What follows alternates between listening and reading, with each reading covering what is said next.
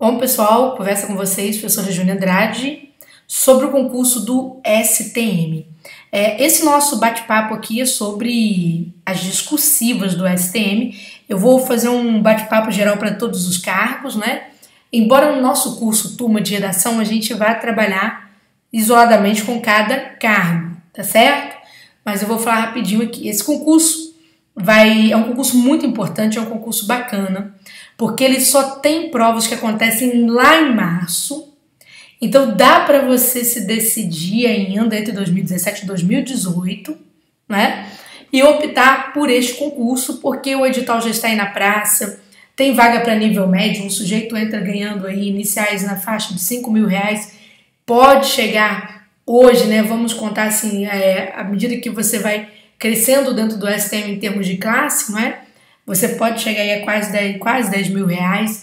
O pessoal do nível superior começa com vencimento de quase R$ 10.000 e pode chegar até R$ 14.500 por aí, que seria hoje para quem já está, quem tem mais tempo de casa dentro do STM.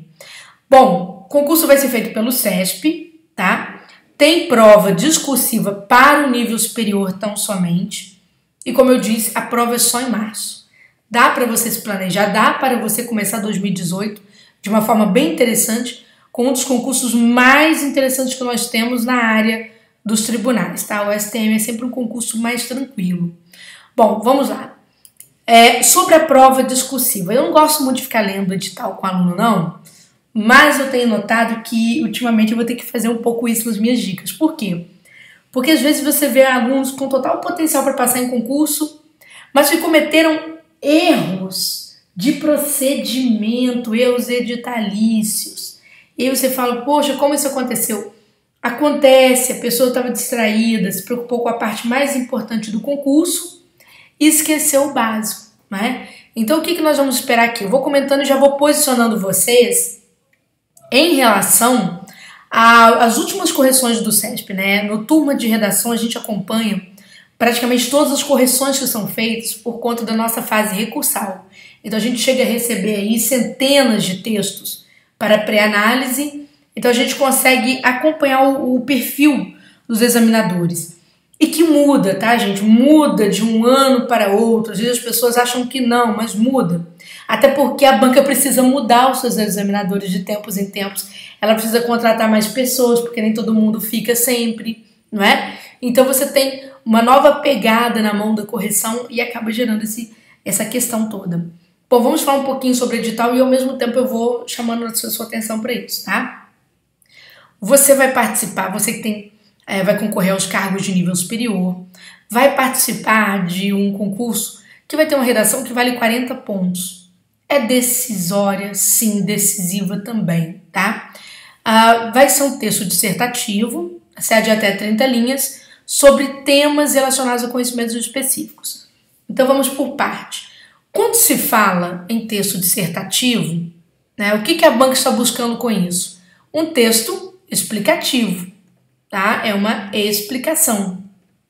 Um texto explicativo. Você vai esclarecer alguma coisa, tá bom? Veja que ela nem fala argumentativo. Porque o argumentativo você teria que esclarecer e comprovar. O dissertativo, então, somente basta você esclarecer, dizer o que você sabe sobre aquele assunto, tá bom? Que vai ser trazido para você. E, naturalmente, a banca foca os conhecimentos específicos previstos no edital. Há um tempo atrás, eu diria assim, há uns 2 anos, quando se falava em conhecimento específico, vamos pegar, por exemplo, o pessoal da contabilidade, né? Que tem lá contabilidade geral, contabilidade pública, auditoria e por aí vai. Então tá lá o rol de conhecimentos específicos do pessoal da contabilidade. O que acontece? Há um tempo atrás, os alunos podiam que apostar em qualquer assunto que estivesse arrolado nos conhecimentos específicos, porque o SESP poderia simplesmente cobrar auditoria na prova, tá? E aí o aluno, poxa, mas era contabilidade, não deveria ser uma coisa mais focada em contabilidade? Há uns 2 anos, realmente, gente, eles variavam muito. De 2 anos para cá, o que a gente vem notando? A banca tem tido uma postura um pouco mais centralizadora. Ela tem optado, prestem atenção que eu vou falar com vocês, ela tem optado por temas mais simples, temas até mais fáceis, temas óbvios, para falar a verdade, tá certo? E ela tem apostado mais na textualidade. 2017 foi um ano muito... 2016 e 2017 foram anos em que isso ficou muito claro. A banca traz temas muito basilares e aposta pesadamente na textualidade. Ela entra pegando com as regras de coesão, principalmente, regras de progressão textual, e ali ela aperta os candidatos, tá certo?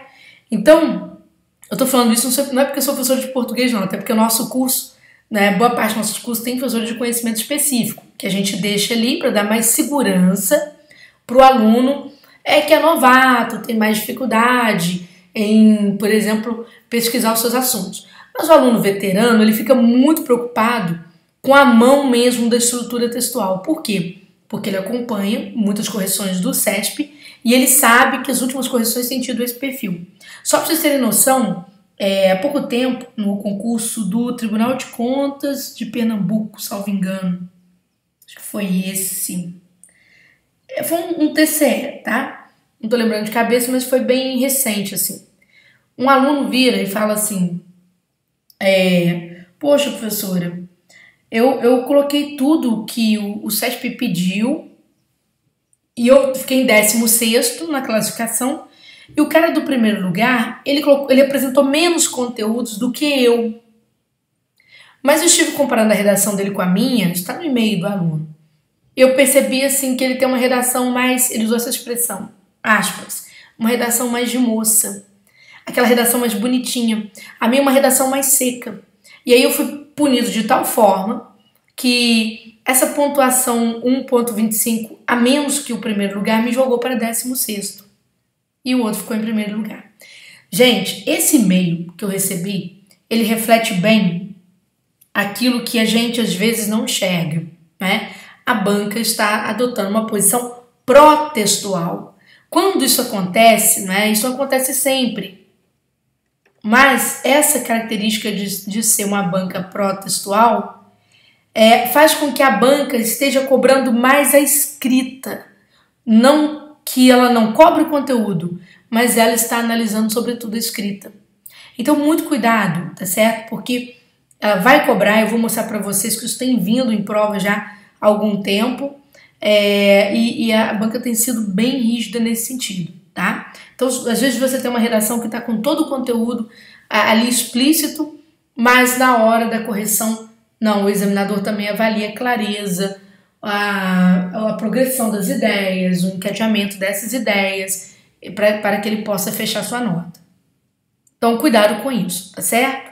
É claro que, por exemplo, uma vez um aluno virou para mim e falou assim, Júnior, mas o padrão de resposta do CESP, não, ele é bem assim, direto. Eu falei sim, mas padrão de resposta não é redação, não é dissertação. O padrão, gente, é um norte que é criado para os examinadores da correção preliminar, não é? Para que eles possam analisar aquele padrão e conferir o conteúdo de vocês, para ver se não está destoando tanto assim do padrão, se encaixa dentro da previsão do padrão do CESP, tá bom?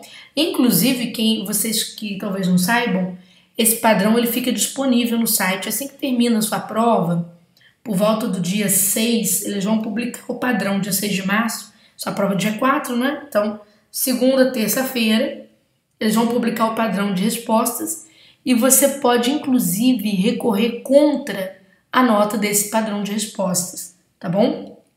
Então, isso é interessante você saber. Recorrer contra a nota não, você pode recorrer contra a correção do padrão de respostas, tá? É um direito seu de ir lá no site do CESP questionar, pedir para incluir conteúdo ou para retirar conteúdo. Você tem um dia depois da publicação do padrão para que você possa fazer isso. Muita gente não sabe disso e deixa para reclamar do padrão somente quando sai a nota provisória da sua redação pessoal. Aí é muito ruim, porque a banca não vai querer que você questione mais o padrão. Tranquilo? Bom, então essa é a questão. A produção de um texto dissertativo é a produção de um texto explicativo, tá bom? Você tem até 30 linhas. E aí vem algumas perguntas. Júnior, eu preciso escrever 30 linhas sobre o assunto que vai ser proposto para mim? Não necessariamente, você não precisa escrever 30 linhas. O legal de você escrever mais linhas é que se você cometer mais erros de língua portuguesa, o valor vamos dizer assim, da nota em relação a esses erros vai caindo. Por exemplo, oscila entre um ponto, né, os últimos cálculos que a gente fez, até 0,03. Então, por exemplo, se você escreve só 20 linhas, cada erro de português fica aqui, ó, entre 0,08, né, a um pontinho, vamos supor, tá? E se você, por exemplo, escrever mais linhas, você pode ter o menor valor possível para os erros gramaticais, tá certo? Que nem é um ponto, não, é 0,08, tá? Isso dá muita distância. Então, quer dizer, quanto menos linhas você escrever, maior é o valor do erro gramatical que você cometeu. Porque o SESP vai jogar isso numa regra, tá certo? Que vai contar o total de linhas, o número de erros que você cometeu e a sua nota em relação à exibição do conteúdo, tá bom? Bom, a prova discursiva vai ser avaliada, né, segundo esses itens aqui, que eu vou citar daqui a pouquinho. O texto definitivo da prova deverá ser manuscrito, canetinha, né, gente? Transparente, tá? Para que você possa escrever. Letra legível, que tipo de letra? Qualquer letra. Qualquer letra, desde que seja legível. Qualquer letra. Veja só, Júnior, pode misturar assim, ó, porque eu uso letra palito com letra cursiva? Pode, tá? Não tem problema não. Pode ser tudo assim, professora, palito? Pode. Só apenas garanta que a letra maiúscula seja um pouquinho só mais alta do que os demais. Não é muito, não. Que tem gente que entende tudo ao contrário, né? Tem gente que faz isso aqui, não precisa fazer isso aqui, não. Pode ser basicamente isso aqui, tá? Tome só cuidado, isso eu vou falar de coração para vocês, que acontece muito. Você vai colocar um acento, então muitos de vocês fazem isso aqui, ó, legível. O examinador não conta isso aqui como acento, ele vai contar como erro de ortografia, tá bom? Que a acentuação faz parte da ortografia. E aí você não consegue recorrer contra esse erro não, hein? Então cuidado. Você vai colocar uma crase, né? Assegure-se de não fazer isso aqui, tá? Ó, sempre acento para a esquerda. Você vai colocar um til, né? Por exemplo, com a palavra ação, por exemplo, né? Então, cuidado para não fazer isso aqui, tá? A gente sempre toma cuidado de colocar em cima da primeira letra, ok? O til é colocado em cima da primeira letra. Se não sair perfeitinho, não sair cobrinho perfeitinho, tudo bem. Mas cuidado para não ficar parecendo acento. Também tem gente que faz isso aqui, ó, faz isso aqui. Fica parecendo um acento. Então só tome cuidado com esses detalhes, porque parece que não, gente, mas dá muito problema. E tome cuidado com vírgula. Se você for usar vírgula, use a vírgula com clareza para o examinador, tá? Porque tem gente que coloca uma vírgula, faz um negocinho assim, que o examinador não sabe se é ponto ou se é vírgula.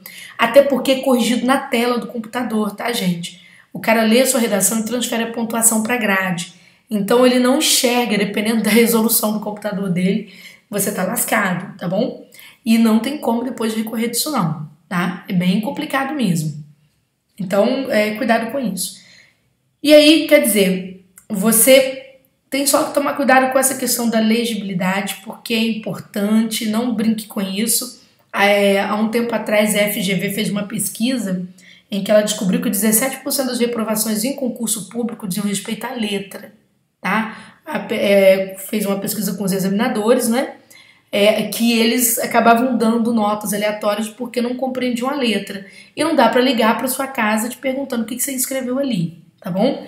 Então tome cuidado com isso, porque você só vai adivinhar o resultado ruim da sua letra quando você descobre qual foi sua nota. Bom, mas a folha de texto definitivo para a prova discursiva não poderá ser assinada, rubricada ou conter qualquer tipo de marca que identifique o candidato.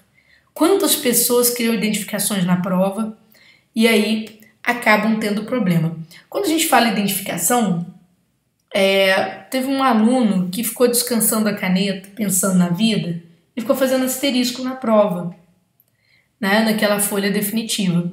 A nota dele veio zerada, não tem como recorrer de nota zerada, tá bom? Então cuidado com isso aí, tá? para você não se identificar em momento algum que eu colocar seu nome, nada disso. Júnior, mas se eu errar, eu precisar, por exemplo, assim, riscar linhas inteiras, só fazer isso aqui, tá bom? Você pode fazer isso aqui, ó, tá? E escrever o que você precisa depois, tá certo? Não coloque parênteses, que não pode, tá bom? É só você passar um traço sobre o seu erro, ok? A folha de texto definitiva não será substituída por motivo de erro do candidato no preenchimento desta. Gente, a folha de texto definitiva ela é desse modelo aqui, ó, tá? Você recebe um rascunho como esse e você recebe a folha de texto definitiva. Vocês vão ver que existem esses achurados de 5 em 5, né? É para o examinador ter uma noção de divisão de parágrafos. Isso aqui é um clássico do CESP. Mas eu confesso a vocês que hoje o CESP não tem ligado para isso não, tá? O seu parágrafo pode ter o tamanho do seu assunto.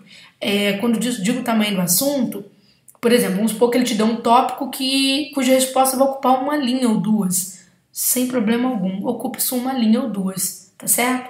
Com tranquilidade. Se ele der para você um tópico que você vai ocupar 12 linhas, ok, ocupe suas 12 linhas, tá bom? Na hora de começar a escrever, né, sempre se preocupe com esse recuo que você precisa dar, tá?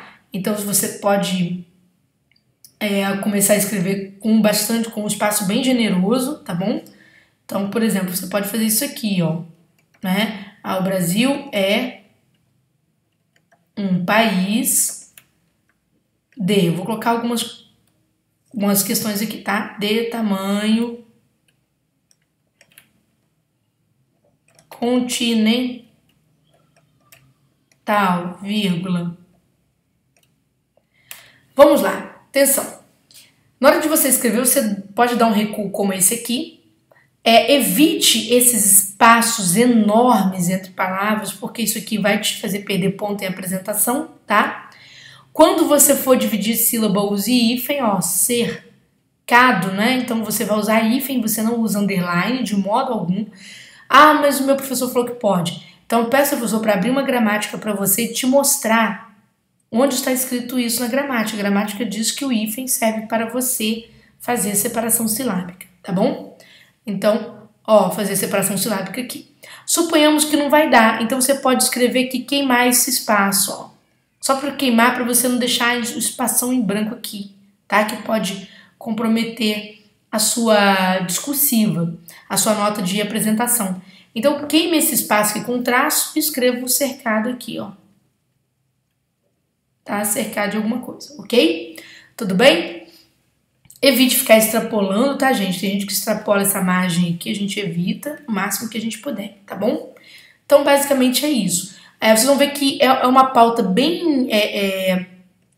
uma pauta bem larguinha, não é bem compridinha, então você tem espaço para escrever com tranquilidade. É diferente da FCC, que tem uma pauta mais estreita, tá? Então isso aqui dá para você escrever com tranquilidade. Letra muito pequenininha não é bem-vinda, tá bom? Então sempre escreva com letra legível, tá? Então quer dizer, aí são dicas interessantes para você não errar procedimentos. E aí, gente, voltando, né? Aqui o edital diz o seguinte: a prova discursiva avaliará, atenção a isso aqui, hein, que eu vou falar. Ela vai avaliar o conteúdo, que é o conhecimento do tema, a capacidade de expressão na modalidade escrita e o uso das normas do português. O que é isso? Olha só. A banca vai avaliar o conhecimento do tema, quer dizer, vai avaliar se você sabe conteúdo. Ela vai avaliar a forma como você expressa este conteúdo. Cuidado com isso aqui. É isso aqui que está pegando hoje pra caramba. A avaliação da capacidade de expressão da modalidade escrita. Ou seja, isso aqui ainda não é gramática. Expressão na FCC é entendido como gramática. No CESP não, tanto que ele separa, ó, e o uso das normas de registro. As normas de registro é que são realmente os elementos gramaticais, tá bom? Então, cuidado, quando a banca estiver avaliando o conteúdo, ela está contando também com capacidade de expressão, tá? E está contando firmemente. Tanto que a banca tem reforçado isso aqui, ó, que o candidato deverá produzir, com base nos temas formulados pela banca, texto dissertativo, primando, gente, tudo que é primo em português, primar, princípio, primazia, diz respeito àquilo que é o principal. Então você precisa primar pela coerência e pela coesão. Tem vindo o edital e tem aparecido na grade de correção da banca esses aspectos aqui, tá? Então muito cuidado com isso. Isso tem a ver realmente com redação, tá bom? Vocês vão ver que vocês vão ter uma nota, olha só, aqui no item 10.7.4, uma nota de apresentação, né? E uma nota de estrutura, desenvolvimento do tema e tal. Essa nota de apresentação, gente, ela é contada junto com a nota de conteúdo. A banca vai tirar de 40 pontos 2 pontinhos para apresentação. O que tem apresentação, Júnia? Apresentação tem o quê? Letra, parágrafo e margem. Se você errar isso aqui, infelizmente, gente, em 2017, a banca retirou a nossa possibilidade de recorrer quanto à apresentação. Porque quando ela der para você uma grade, ela vai fazer isso aqui, ó. Deixa eu ver se eu consigo achar um para você aqui. Tá? Vou lá passando o meu material só para tentar localizar essa informação. Quando ela trouxer para você a sua nota, ela vai te dar uma grade. E nesta grade, achei uma aqui, tá? Antiga, mas vamos lá. Vai vir isso aqui. Por exemplo, vai vir a nota de apresentação de vocês, né? Aqui ao lado. E vai vir a nota dos itens avaliativos de conteúdo. Hoje, infelizmente, ela só libera espaço para você recorrer quanto ao conteúdo e a parte gramatical. Ela não libera espaço mais para este item aqui não, tá? Então eu estou avisando de uma vez que, vamos supor que você fique para a fase recursal. Infelizmente você não cuidou da letra. Infelizmente você não sabe formular uma margem. E seus parágrafos são péssimos. Você quebra o assunto ao meio, constrói a fundamentação em parágrafo diverso da explicação, enfim. Você não tem uma noção muito clara de estrutura textual. E aí você acabou tendo problemas aqui. Ela não oferece mais para nós o espaço para recorrer com relação à apresentação. Alguns alunos choram, falam, professora, não tem como colocar no item 2.1 juntar? Eu falo, o recurso vai ser indeferido, tá? Eu aviso antes, depois tem aluno que briga com a gente antes e depois se arrepende. Ele mexe no recurso, erra o recurso e perde exatamente a última chance. Mas eu estou falando de recurso, né? Só para poder adiantar, algumas questões são polêmicas. Claro que eu espero que você não precise chegar à fase recursal, tá bom? Então, cuidado com isso aí, tá? São questões que vocês precisam observar. Por isso que eu tô aqui lendo o edital com vocês, de certo modo. Lembrando que você, né, precisa, além disso aí, você vai ter uma prova que vai, né, aqui vem a parte interessante, ó. A banca vai corrigir, né, por exemplo, ficou aqui um pouquinho fora, mas vai corrigir 300 redações dos analistas da área administrativa. Vai corrigir também 300 redações do pessoal de TI, quer dizer, as chances são enormes. Olha do pessoal da área judiciária, gente, 750 redações. Então, se ela corrige, isso quer dizer o quê? Para formar um cadastro de reserva, praticamente, a essa altura aí, tá? Então, é bastante interessante, o pessoal da contabilidade também com um número muito chamativo de correções, tá bom? No nosso curso, nós vamos ter para analista judiciária, área administrativa com professor de conhecimento específico. Vamos ter também para o pessoal de análise de sistema, mesma coisa, pessoal da contabilidade, pessoal do analista judiciário, pessoal do serviço social, tá? E o pessoal da engenharia civil. A gente vai ter cursos para esses cargos, eu só não terei para estatística e revisão de texto. Por enquanto não, tá bom? Então, quer dizer, a gente vai trabalhar isso aqui. Quando vocês receberem, né, só quero mostrar para vocês aqui alguns detalhes que são interessantes, tá? Indo aos concursos anteriores, só para vocês terem noção, lá no concurso de 2010 do STM, aquele concurso por acaso, ilustra muito do que vai acontecer também neste aqui, apesar de ser o mesmo concurso, tá certo? Por quê? Como eu disse para vocês, o CESP voltou, quer dizer, essa prova foi em 2012 ou 2010, se não me engano, do STM, a última. Quando o CESP voltou com... veja, nós estamos em 2017, indo para 2018.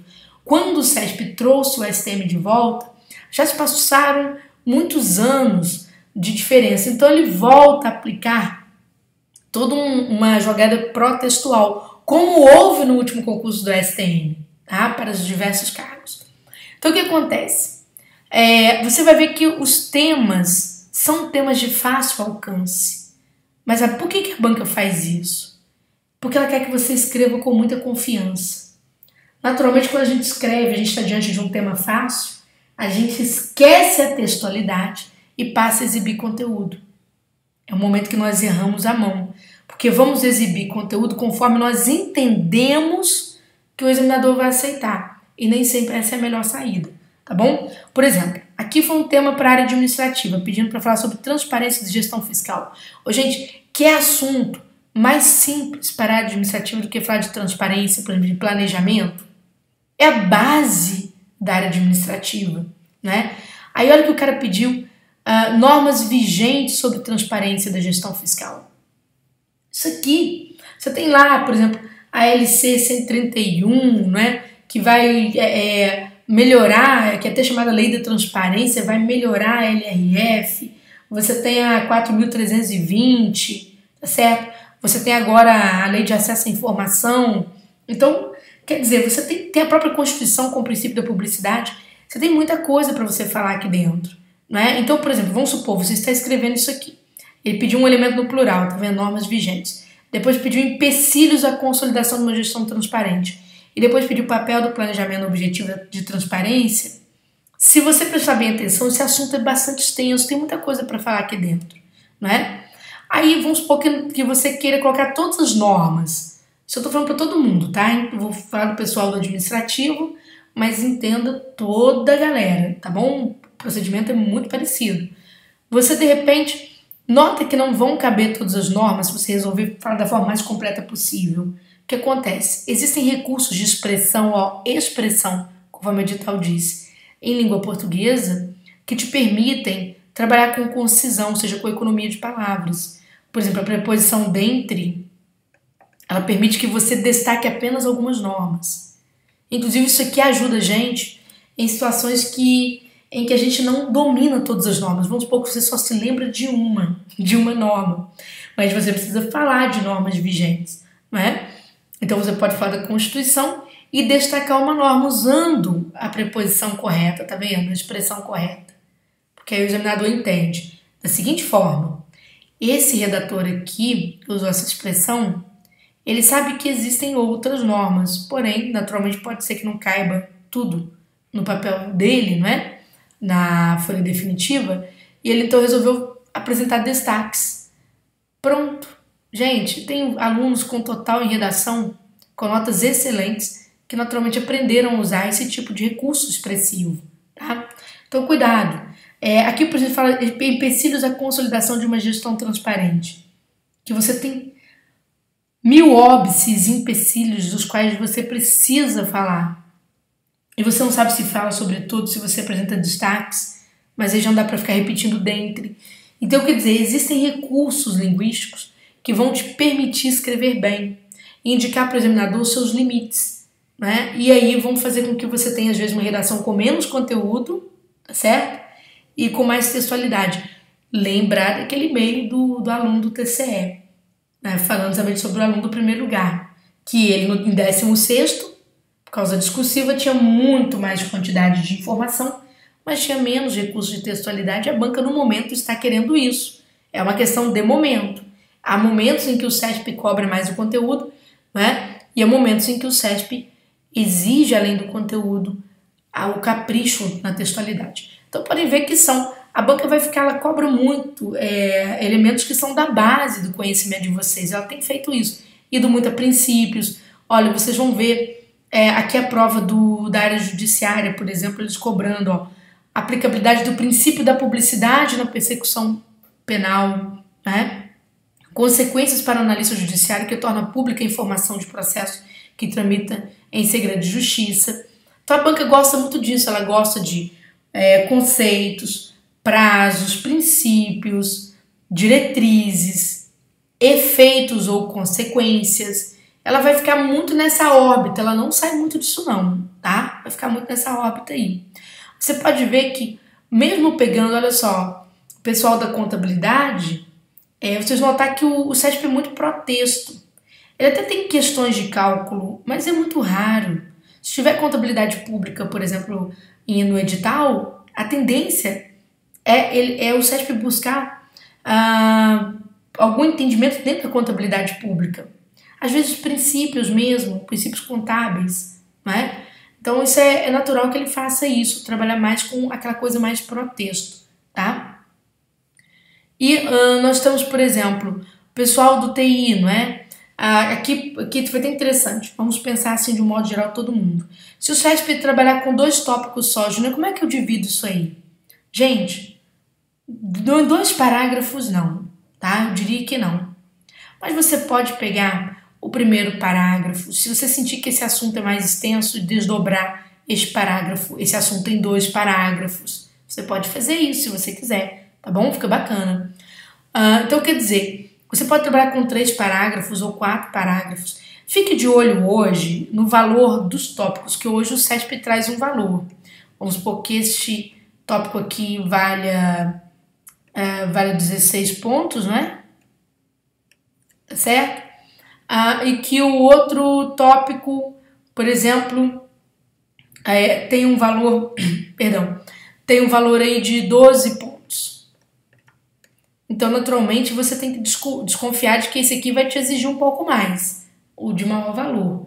Pode ser uma exigência de maldades que o CESP coloca no próprio tópico, ele tem maldades expressivas, por exemplo, a palavra importância, relevância, diferença, distinção, são palavras que ele usa já visando desconstruir a textualidade do aluno. No curso a gente explica como que você pode sair dessa armadilha, né? A gente trabalha isso para que você possa não errar a mão, né? Ou seja, às vezes a gente vê que o aluno tem conteúdo, mas ele não percebe algumas maldades textuais, a gente treina isso. Então você tem que naturalmente prestar atenção. Os itens de maior valor são itens que o CESP está expondo alguma maldade textual e que vai exigir de você mais atenção, vai exigir de você um desdobramento textual mais claro, tá? Ou seja, mais adequado. E por aí vai, você vai ver que mesmo essa questão aqui, por exemplo, do serviço social, a banca está pedindo, ó, na parte de serviço social ela gosta muito daqueles instrumentos de trabalho dos servidores, do pessoal da assistência social. Por quê? Instrumentos como entrevista, relatórios, pareceres, eles gostam de cobrar muito isso. E gostam de cobrar muito, por exemplo, aplicação de princípios, tá? Então, sempre de olho nisso daí. Formas de abordagem, eles gostam desse tipo de questão. O pessoal, por exemplo, da engenharia, também é muito raro o CESP trabalhar com temas que sejam só da engenharia. Como você vai trabalhar no setor público, o que eles vão cobrar muito, algumas coisas ligadas, por exemplo, à parte de contratação de serviços, ao orçamento, por exemplo, de uma obra, não é? Parte, por exemplo, ligada exatamente ao processo de licitação para a contratação de serviço, pode ser que tenha alguma questão ligada a isso daí. Então, eles gostam muito daquela parte normativa, tá? Veja que eles estão pedindo definição do que é um orçamento de uma obra, tá bom? Métodos de orçamentação. Então, quer dizer, veja que a banca está te cobrando teoria pura, tá? E aí, gente, é assim que a gente tem que ir para o concurso público. Você precisa ir com bastante informação, bem claro. No nosso curso do STM, né, nós vamos aqui trabalhar aula teórica, que é a aula 1, que é a aula de estrutura, é feita basicamente comigo, né? Nessa aula 1, eu vou pegar, por exemplo, vários textos do CESP, vou até mostrar para você aqui, trabalhar pontos de erro dos redatores, né? Às vezes o aluno troca uma expressão por outra. Por exemplo, aqui nós temos uma prova do TCU que eu trouxe para poder mostrar. A banca está pedindo responsabilidades do auditor. Olha como é que o aluno escreve, né? Os auditores podem ser responsabilizados de maneira civil e penal. Veja aqui, a banca não tá pedindo como eles podem ser responsabilizados. Ela pediu responsabilidades. Tem diferença. Quando você fala em responsabilidade, você está falando de prerrogativas de cargo, aquilo que vem antes, o que está previsto para o cargo. A responsabilização é outra resposta. Ela nasce do não cumprimento das responsabilidades. É outra resposta. O aluno, quando ele não presta atenção, ele acaba tirando metade da nota. Pode ver, ó, vai ler 6 pontos, a banca jogou a nota para praticamente metade, né? Olha só esse terceiro tópico. Maneira de lidar com requisições de terceiros. Olha como é que a pessoa escreve. A hipótese em que o auditor deve prestar informações sobre entidades auditadas previamente. Caso sejam requeridas informações por autoridades judiciais. Veja que o aluno ele vai quase no caminho certo. Mas quando ele diz a hipótese em que o auditor deve prestar informações, gente, a banca já deixou claro que existem essas hipóteses. Ela quer saber quais são as maneiras de lidar com essas requisições de informações. Tá vendo? Então isso aqui você precisa treinar. Porque são maldades que a gente que está há muito tempo trabalhando com o SESP conhece, sabe que o SESP formula as questões mais ou menos nesse sentido, tá? Então, muito cuidado. Existem situações, por exemplo, né, que vocês erram com facilidade. Quer ver? Eu vou pegar aqui outra questão. Aliás, erram por não perceberem, a gente também treina isso. Às vezes, isso aqui foi uma questão do Ministério Público que eu trouxe só para mostrar também. Às vezes, a própria questão, ela já te dá a resposta e o aluno não percebe. Por exemplo, isso aqui foi uma questão que caiu, na época estava em moda, questionar a competência do Ministério Público, né, para promover atividades investigatórias, tá certo? Então era o assunto da época. E aí se perguntava no primeiro item o seguinte: a competência em apreço está expressamente prevista na Constituição? Essa competência de um Ministério Público promover investigações? Perguntou se estava expressa. Depois perguntou qual o posicionamento do STF acerca da matéria. Pessoal, é claro que nem todo mundo está assistindo essa aula talvez entenda essa questão. Mas o pessoal do direito, sim, com muita clareza. Por exemplo, quem estava fazendo essa questão, que era o pessoal do direito, muita gente errou essa questão porque não percebeu que o segundo tópico entregava o primeiro. A maioria falou sim para o primeiro tópico, que a resposta é não. Por que é não? Ora, se o Supremo precisa apreciar alguma coisa, isso não está expressamente previsto na Constituição. Isso está implicitamente previsto. Quando o Supremo precisa se posicionar é porque aquilo não está claro.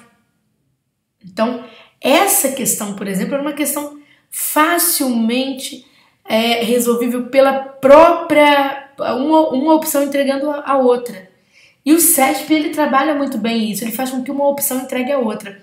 E ele tem feito isso com muita frequência, inclusive nos seus últimos concursos, tá? Então, quer dizer, se o aluno tiver um pouco de maldade, aprender a ler as questões, isso a gente vai também trabalhar no curso, esse aprendizado, essa leitura das questões, tá certo? E se esse aluno tiver um pouquinho mais de cuidado na hora de escrever, gente, é passagem para o serviço público, não tem outra passagem para o serviço público. Muita gente faz bem na prova objetiva e manda muito mal na discursiva, não porque não sabia o conteúdo, mas porque não conhecia as características da banca, tá bom? Bom, se você gostou dessa nossa aula, estiver assistindo a aula pelo YouTube, dê um joinha, inscreva-se no canal para você receber novidades. Nós vamos publicar muita coisa até a prova do STM, tá bom? Se você gostou aqui da informação, o nosso curso, né, você vai ver aqui, que é o Turma de Redação, tá aqui no rodapé, ó, o endereço dele. É o turmaderedacão.com.br, turma de redação, né? Sem tio, sem cedilha, tá? Você pode mandar pra gente qualquer dúvida que você tiver, um WhatsApp aí, o nosso Zap da Malu, que tem o DDD 32 988 7661, ou mandar um e-mail para o atendimento, ó, atendimento @turma de redacão.com.br, tá? Você pode fazer isso. Os nossos cursos durante o mês de dezembro, que é Natal, estarão com uma promoção, tá certo? Nossa promoção de Natal, o curso está saindo salvo engano, ou 290 ou 300 reais, agora me sumiu essa informação aqui de cabeça, tá certo? Mas que 290. Você pode dividir em 3 vezes sem juros, pode dividir até 12 vezes, ou seja, o Turma de Redação não é um curso agora que tem o curso atravessador, é um curso, é uma cooperativa de professores para os alunos, é um curso que passa diretamente para o aluno, tem correções individuais, tem treinos de redação, quer dizer, você terminou suas correções individuais, você tem os treinos de redação que você pode praticar para você aprimorar e garantir sua vaga no STM, tá bom? Então, um beijo grande para você, espero que essas dicas tenham ajudado bastante para que você possa compreender o seu papel aí no concurso público, ok? Sucesso na prova!